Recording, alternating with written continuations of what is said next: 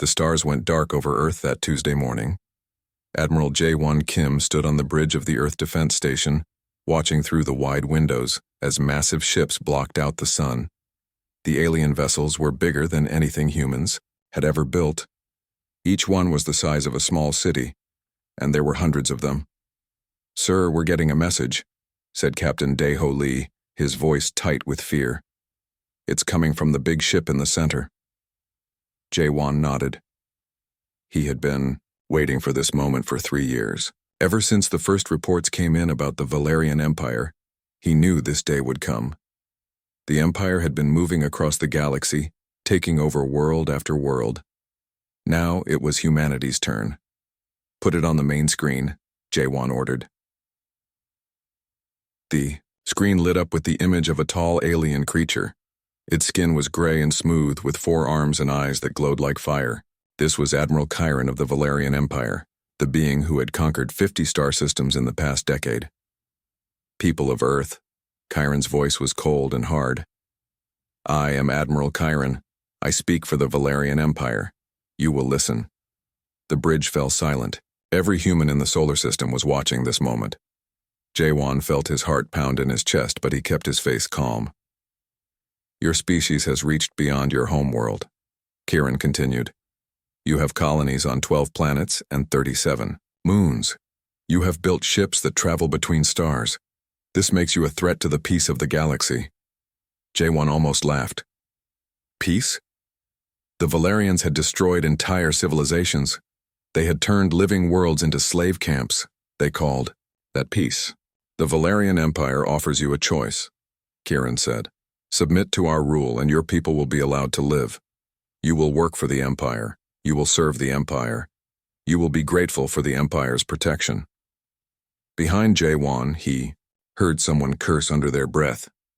Minister Bo-ram Choi, Earth's top diplomat, had been trying to contact other species for help, but everyone was too scared of the Empire to fight back. "If you refuse," Chiron's voice grew darker, "you will be removed. Your worlds will be given to species that know how to behave. Your choice is simple. Kneel or die." The screen went black. For a moment, nobody spoke. Then Captain Dae-ho broke the silence. "Sir, what are our orders?" Jae-won looked around the bridge. These were good people. They had families, hopes, dreams. In a few hours, they might all be dead. But they were still here, still ready to fight.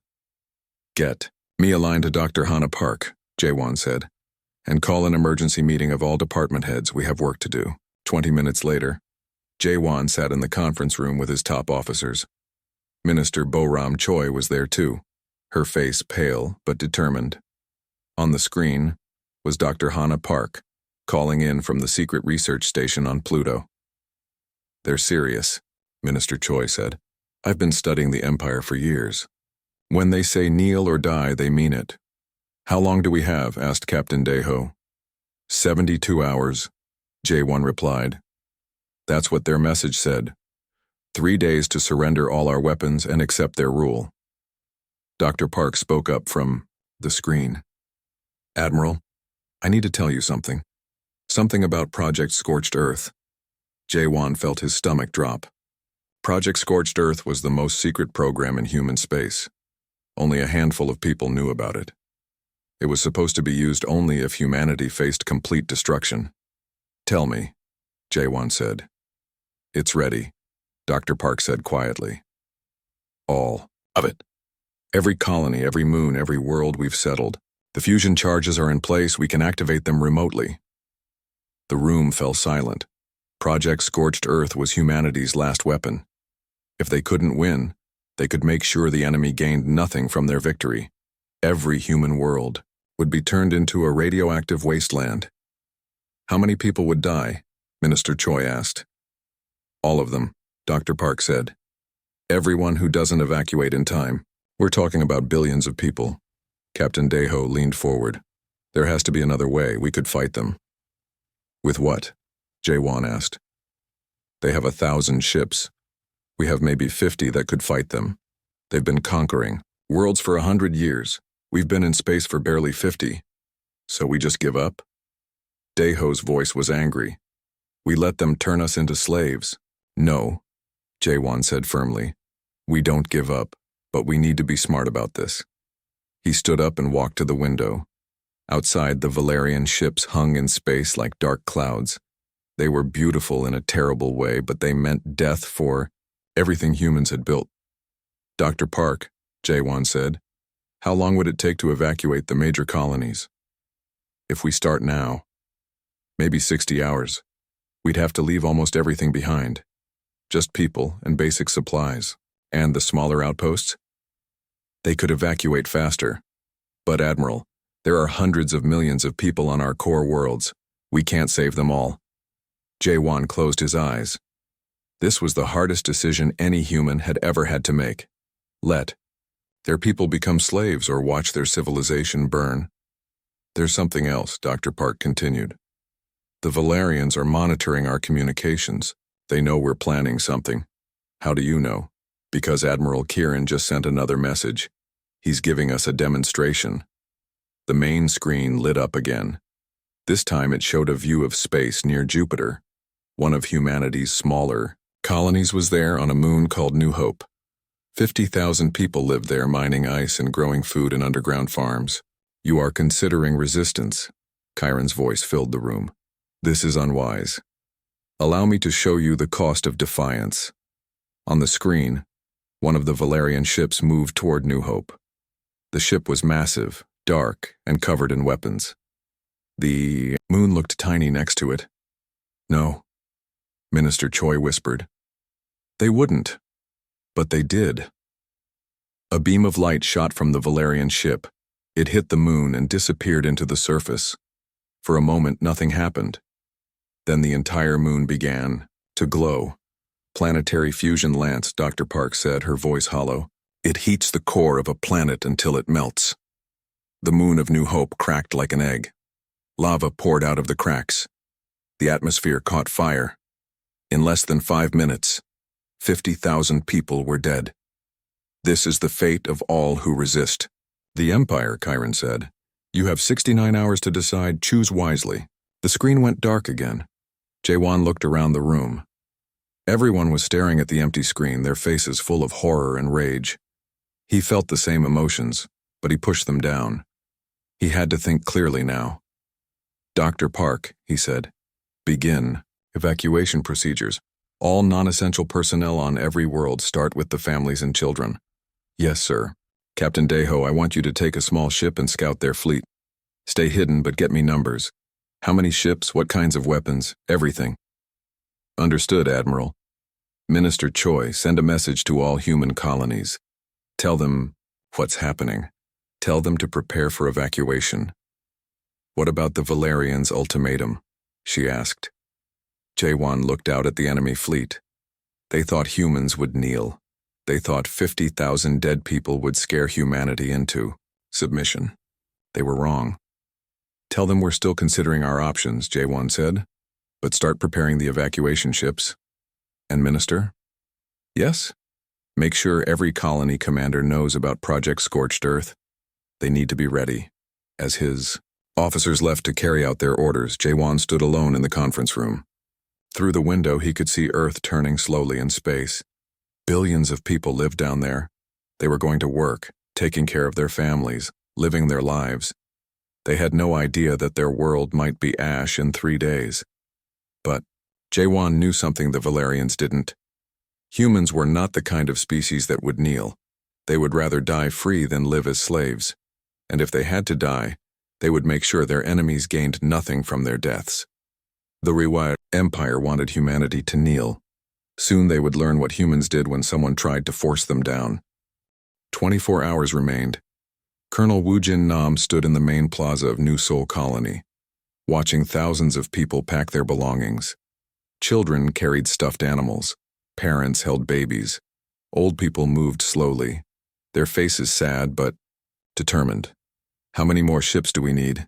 He asked Captain Sujin Kang, who was checking her datapad. At least 50 more, Sujin replied. We have 300,000 people here. The transport ships can only carry 6,000 each. Woojin looked up at the sky. The Valerian fleet was visible even during the day. dark spots against the blue atmosphere. In one day, those ships would come down to take this world. But they would find nothing here except ash.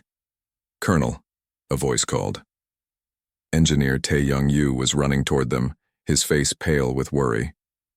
"We have a problem with the fusion charges." Woo Jin's heart skipped. The fusion charges were hidden all over New Sol Colony.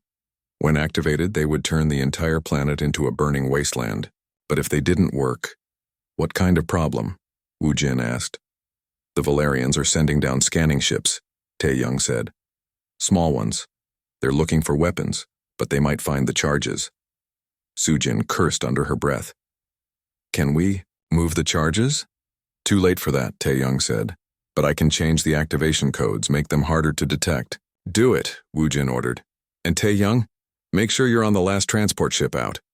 The engineer nodded and ran back toward his workshop. Woo Jin watched him go, then turned back to the evacuation. An old woman was struggling with a heavy bag.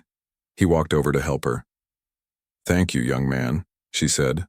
Her name was Mrs. Han, and she had lived on New Seoul for 40 years. "I never thought I'd have to leave my home." "I'm sorry," Woo Jin said. He meant it. This woman had built a life here. She had a garden, friends, memories. In 24 hours, all of it would be gone. "Don't be sorry," Mrs. Han said firmly. "Those aliens think we'll give up everything we've worked for. They're wrong." She picked up her bag and walked toward the transport ship. Woo Jin watched her go, feeling proud and heartbroken at the same time. His radio crackled. "Colonel Nam, this is Admiral Kim. Please respond." Woo Jin pressed the button. "This is Nam." "Go ahead, Admiral. What's your status?" 60% evacuated. We'll have everyone off-world in 18 hours. "Good. The Valerians just sent us another message. They want our answer in 12 hours. Woo Jin felt cold. "That's not enough time." "I know. We're going to have to start Protocol Ash early." Protocol Ash was the code name for Project Scorched Earth. Once it began, there was no going back. Every human world would begin destroying itself. "Understood, sir," Woo Jin said. "Colonel, there's something else. Captain Lee's scout mission found something interesting. The Valerian fleet is bigger than we thought. 2,000 ships, not 1,000. Woo Jin closed his eyes. 2,000 ships. Even if humanity had been ready for war, they couldn't fight that many enemies. But, Admiral Kim continued, they're spread out across the entire solar system. They're not expecting us to fight back. They think we'll surrender. Are we going to fight them?" There was a pause. "No, Colonel. We're going to do something they'll never expect. We're going to disappear." Far above New Seoul, Captain Sujin Kang piloted her transport ship through space. The cargo hold was packed with refugees from the colony. Children were crying. Adults were quiet, staring out the windows at their homeworld getting smaller behind them. "Captain," her co-pilot said, "where exactly are we taking these people?" Sujin checked her navigation computer. "Asteroid Base 7. It's hidden in the belt between Mars and Jupiter. The Valerians don't know it exists." "What about food? Water? Air recycling?" "The base can support 50,000 people for 6 months. After that..." Sujin didn't finish the sentence. After 6 months, either humanity would have found new worlds to live on, or they would all be dead. Her radio buzzed. "All transport ships, this is Admiral Kim. Begin Phase 2 of the evacuation." "I repeat, begin Phase 2. Phase 2 meant evacuating the outer colonies first, then the core worlds. It also meant that some places wouldn't be evacuated at all. There just wasn't enough time. Sujin opened a channel to her passengers. "This is your captain. I know you're scared. I know you're sad about leaving your homes. But I want you to know something. What we're doing today will be remembered forever. We're showing the galaxy that humans can't be conquered." In the cargo hold, people looked up at the speakers. Some were crying. Others looked angry. But they all listened. "The Valerians think they can take our worlds and make us slaves," Sujin continued. "They're wrong. If we can't keep our worlds, we'll make sure they can't have them either." An old man stood up. His name was Mr. Choi, and he had been a teacher on New Seoul. "Captain, what happens to us now? Where do we go?" Sujin thought about that question. Where did they go? Humanity had spent centuries building colonies, creating new homes among the stars. Now they were giving it all up.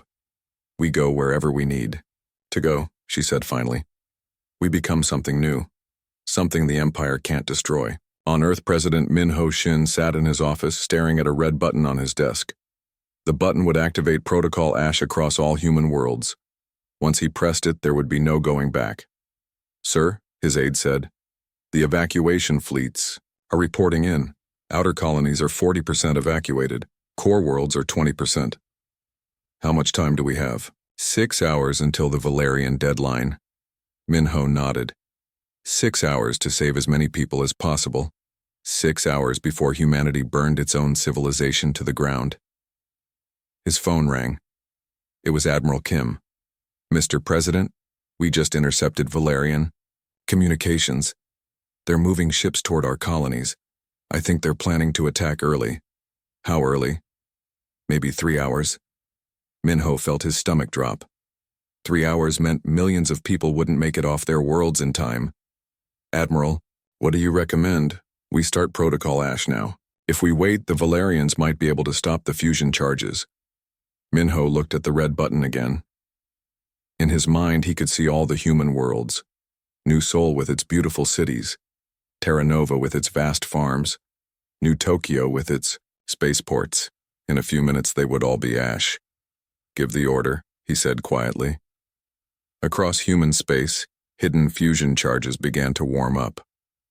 On New Seoul Colony, engineer Tae Young-yu watched his control panel as the charges came online. The lights turned from red to yellow. Soon they would be green, and then, all charges ready, he reported to Colonel Nam. Woo Jin looked around the plaza. Most of the people were gone now, but transport ships were still landing and taking off. They had maybe 1,000 people left to evacuate. How long? He asked. 20 minutes until activation. Tae-young said. 20 minutes. Woo Jin opened his radio. All transport ships, this is Colonel Nam. We are beginning final evacuation. Anyone not on a ship in 15 minutes will be left behind. People began moving faster.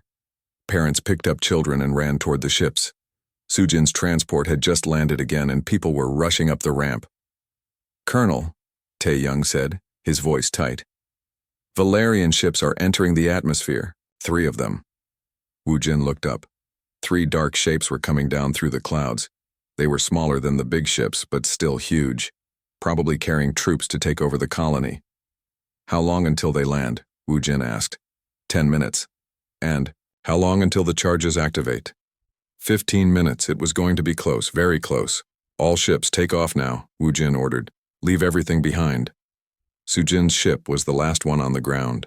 Her cargo hold was packed beyond capacity. People were standing in the aisles, holding on to whatever they could find. Colonel, get on board, she called. Woo Jin looked at Tae-young. The engineer was still at his control panel. Go, Tae-young said. I need to make sure the charges work. You can activate them from the ship. No, I can't. The Valerians are jamming our signals. I have to do it manually. Woo Jin grabbed Tae-young's arm. You'll die. The engineer smiled sadly. So will they. Above them, the first Valerian ship was landing. Woo Jin could see troops pouring out of it, strange gray creatures with weapons. Go! Tae-young shouted. Get these people to safety! Woo Jin ran toward Sujin's ship. Behind him, he could hear the Valerian troops marching into the plaza. They were probably wondering where all the humans had gone. Sujin's ship took off just as the fusion charges turned green on Tae-young's control panel. The engineer looked up at the sky where he could see Sujin's transport disappearing into space. Then he looked at the Valerian troops spreading out through his colony. For humanity, he whispered, and pressed the activation button. New Seoul Colony disappeared in a flash of light that could be seen from orbit. The entire planet cracked, open like an egg. Lava poured out of the cracks. The atmosphere caught fire. On her ship, Sujin watched her homeworld die. The passengers were pressed against the windows, crying as they watched the place where they had lived their whole lives turn into hell. It's done, she said quietly into her radio. New Seoul is gone. All across human space, the same thing was happening. World after world, colony after colony, humans were destroying their own homes rather than let the Empire have them. The Valerians had said kneel or die. Humanity had chosen a third option: burn everything down and walk away. The point of no return had been passing. Admiral Chiron stood on the bridge of his flagship, staring at the burning remains of what used to be New Sol. His forearms were crossed, and his glowing eyes were filled with rage. "Report," he ordered his second-in-command. 7 human colonies have been destroyed in the past 6 hours, the officer said, all by their own people. We estimate 12 million humans died in the explosions. And how many humans did we capture? None, sir. They evacuated before destroying their worlds. Chiron's hands formed fists. In 100 years of conquest, he had never seen anything like this. Species usually surrendered when faced with the Empire's power. The smart ones knelt immediately. The stupid ones fought and died quickly. But humans were doing something else entirely. "What about their military ships?" Chiron asked. "Still running, sir. Small groups attacking our supply lines, then disappearing. We call them the Ghost Fleet." Commander Yong-Ho Bei piloted his small fighter through the asteroid field, followed by 5 other human ships. They had just finished attacking a Valerian supply convoy, destroying 3 cargo ships full of weapons and food. "Nice work, people," he said into his radio. "That should slow them down for a few days." "Commander," his wingman Captain Jin Woo, Park called. "Are you sure this is worth it? We're just making them angry." Yang-Ho thought about that. Jin Woo was right. These small attacks wouldn't stop the Valerian Empire. But they weren't trying to stop the Empire. They were trying to make conquest so expensive that the Empire would give up. "Every ship we destroy is one less ship they can use to attack other species," Yong-Ho said. "Every day we delay them is another day for our people to find new homes." His radio crackled with a message from Dr. So-Young Lim at Asteroid Base 7. "Ghost Fleet, this is Base 7. We have a problem." "What kind of problem, Doctor?" "We're running out of supplies faster than expected. Too many refugees, not enough food and medicine." Yong-Ho closed his eyes. Asteroid Base 7 was supposed to hold 50,000 people. Intelligence reports said they now had over 200,000 refugees packed into the base. How long can you hold out? Maybe 2 months. After that, people will start dying. Understood. We'll see what we can do. Yong-Ho switched to the private command channel. "Jinwoo, change of plans. We need to start hitting Valerian food shipments. Those are usually better defended than weapons convoys." "I know, but our people are starving." Meanwhile, on the remains of Terra Nova Colony, Captain Jinwoo Park stood alone in his environmental suit. The planet was still burning from the fusion charges, but some areas were cool enough to walk on. He was here to make sure the charges had worked completely. Behind him, a Valerian landing party was setting up equipment. They were trying to see if anything could be salvaged from the destroyed colony. Jinwoo smiled grimly. They would find nothing useful. Terra Nova had been humanity's main food production world. Vast farms had covered 3 continents. Now it was all ash and melted rock. The Valerians would get nothing here except poison. "This is Jinwoo," he said into his radio. "Terra Nova is completely destroyed, no salvage possible." "Copy that," Admiral J1 Kim's voice replied. "What about the Valerian salvage teams?" Jinwoo looked at the small bomb attached to his belt. "They won't be a problem much longer." He walked toward the Valerian team, staying hidden behind burned trees. These aliens thought they could just take human worlds and use them for their own purposes. They were about to learn otherwise. The bomb exploded, taking out the entire Valerian salvage operation. Jinwoo died with them, but he died knowing that the Empire would gain nothing from Terra Nova. Back on his flagship, Admiral Kieran was getting more bad news. "Sir, we just lost another salvage team. That's the 5th one this week." "How?" Chiron demanded. "Human saboteurs. They're hiding on the destroyed worlds, making sure we can't use anything." Chiron turned to stare at the tactical display. It showed the locations of human colonies. Half of them were marked in red, meaning they had been destroyed. The other half were marked in yellow, meaning they were being evacuated. What about the humans' homeworld? Earth? Still there, sir. But our scouts report massive evacuation fleets, leaving the planet. Are they going to destroy Earth too? The officer checked his reports.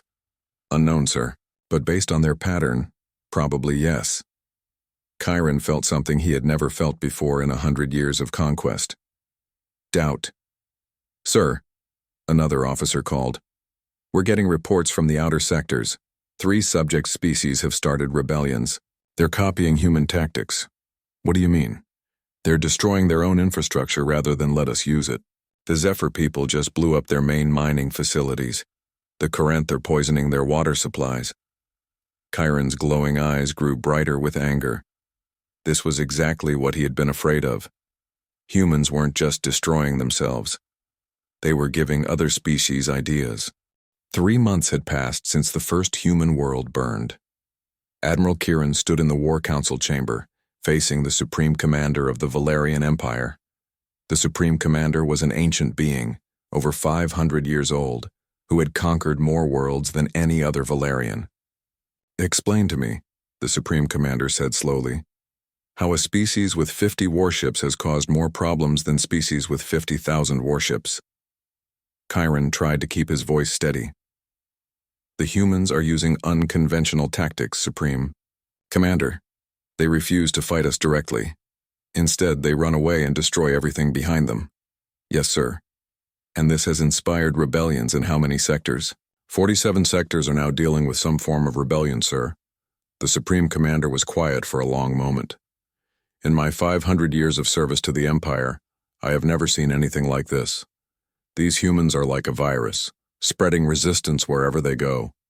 On Earth, Admiral Hyun-Soo Kim, Jae-won's younger brother, was overseeing the final evacuation.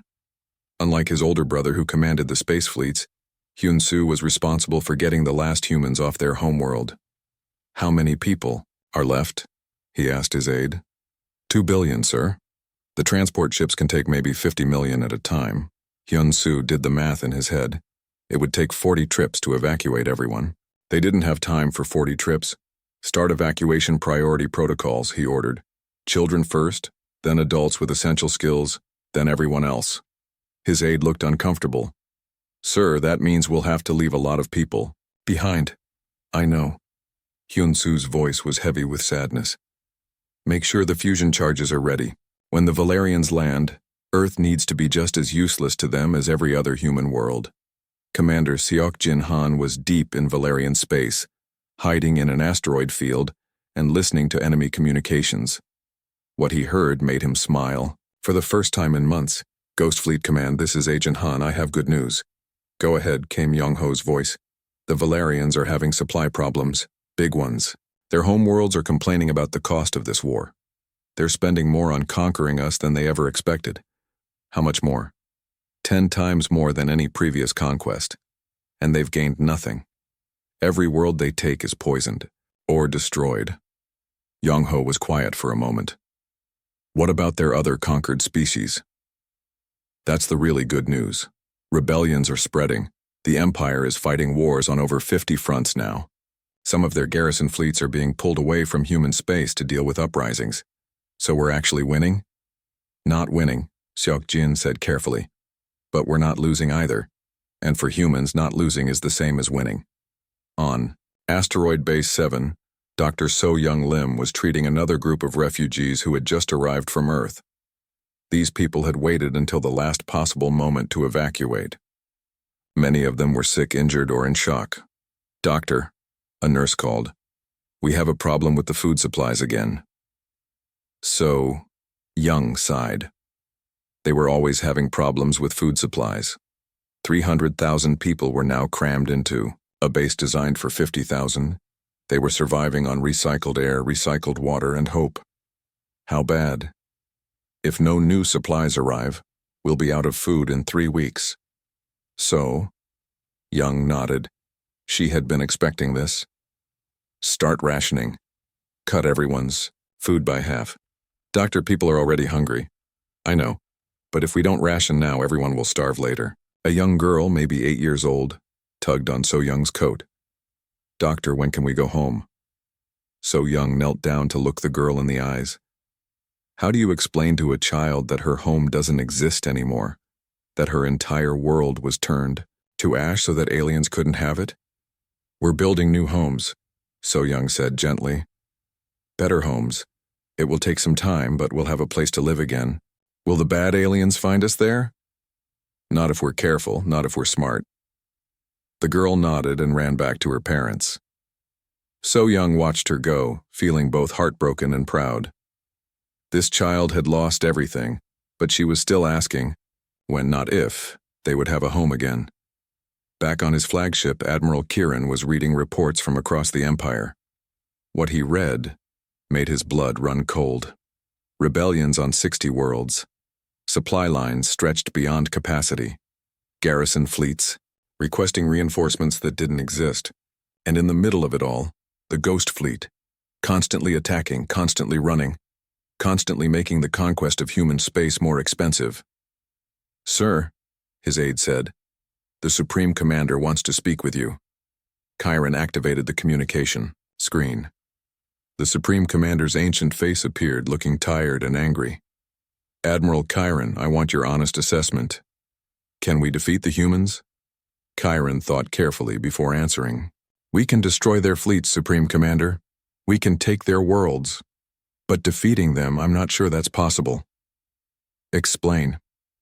"They've changed the rules of war. We're used to conquering territories and populations.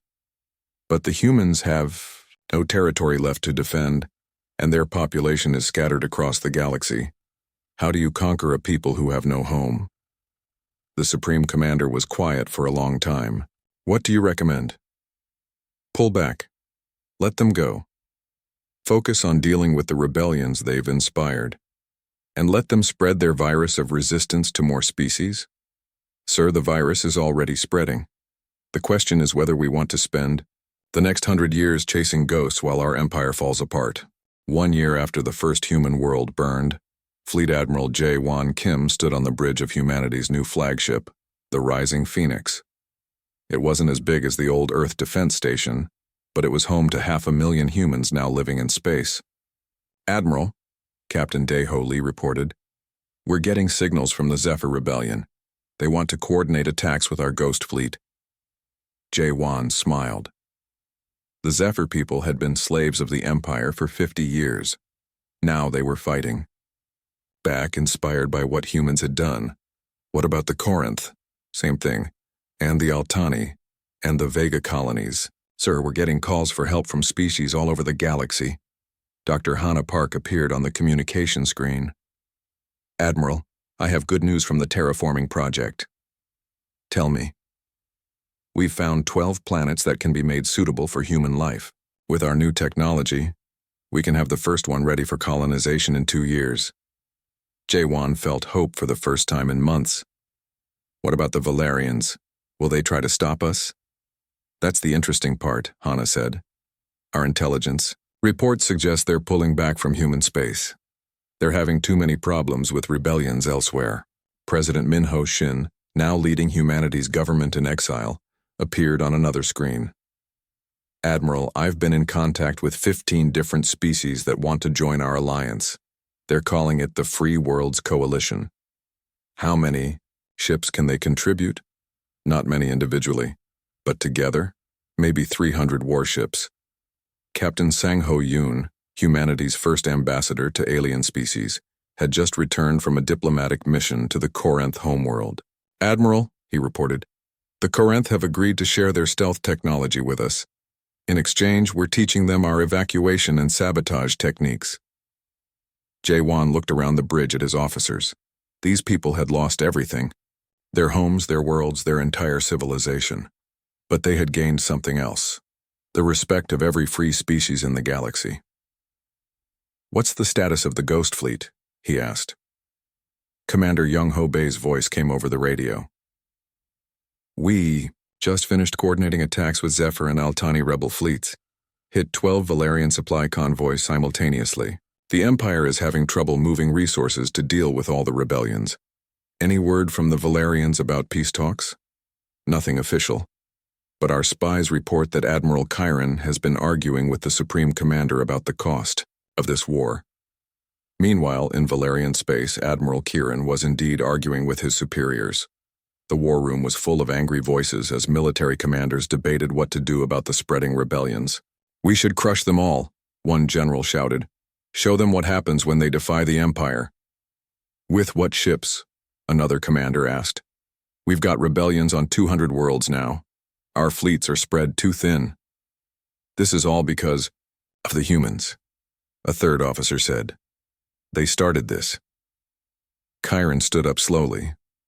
"The humans didn't start this. We did. When we told them to kneel or die, we assumed they would choose one of those options. We never considered that they might choose to kneel to no one and live as free people." "You sound like you admire them," the first general said suspiciously. "I do admire them," Chiron replied. "They've done something I thought was impossible. They've defeated us without winning a single battle." The room fell silent. No one had ever heard a Valerian admiral admit defeat before. "What are you saying?" the Supreme Commander asked. "I'm saying that we have a choice. We can spend the next century fighting an enemy we can't conquer, while our empire tears itself apart. Or we can recognize that some species cannot be ruled." "Are you suggesting we surrender?" "I'm suggesting we negotiate. The humans have proven they'd rather die than submit, but they might be willing to coexist." 6 months later, Fleet Admiral Jae-won Kim received an unexpected message. It was from Admiral Kieran. "Admiral Kim," the message began, "I am requesting a meeting to discuss terms for ending hostilities between the Valerian Empire and the human species." Jae-won read the message twice before he believed it. The Empire wanted to negotiate. "What do you think?" he asked President Shin. "I think they've finally realized that conquering humanity is impossible," Shin replied. "The question is, what do we want from them?" "We want them to leave us alone," Jae-won said. "And we want them to stop enslaving other species." "That's a lot to ask. We've earned the right to ask for a lot." The meeting took place on a neutral space station with representatives from the Free Worlds Coalition present as witnesses. Admiral Chiron arrived with a small escort. Jae-won came with representatives from 12 species that had rebelled against the Empire. "Admiral Kim," Chiron said, "I want you to know that I respect what your people have accomplished. You've changed the galaxy." "We didn't want to change the galaxy," Jae-won replied. "We just wanted to live free. And now other species want the same thing. The Empire cannot fight everyone. So what are you proposing?" Kieran activated a holographic display, showing the galaxy. "The Empire will recognize the independence of all human colonies and settlements. We will also recognize the Free Worlds Coalition as a legitimate government." "In exchange for what?" "Non-interference. The Empire has many worlds that are happy under our rule. We want your word that you won't try to incite rebellions there." Jae-won looked at his advisors. It was a reasonable offer, but there was something else he wanted. "One more thing," he said. "Any species that wants to leave the Empire must be allowed to do so peacefully." Chiron was quiet for a long moment. "That could destabilize the Empire." "The Empire is already destabilized. This just gives you a way to manage it." "And if we refuse?" Jae-won gestured to the representatives from the Free Worlds Coalition. "Then we continue fighting, all of us, for as long as it takes." Chiron looked around the room at the aliens who had learned from humanity's example. Zephyr rebels who had destroyed their own mining worlds. Corinth freedom fighters who had poisoned their water supplies rather than let the Empire use them. Altani, colonists who had turned their planets into radioactive wastelands. "You've created something new," he said finally.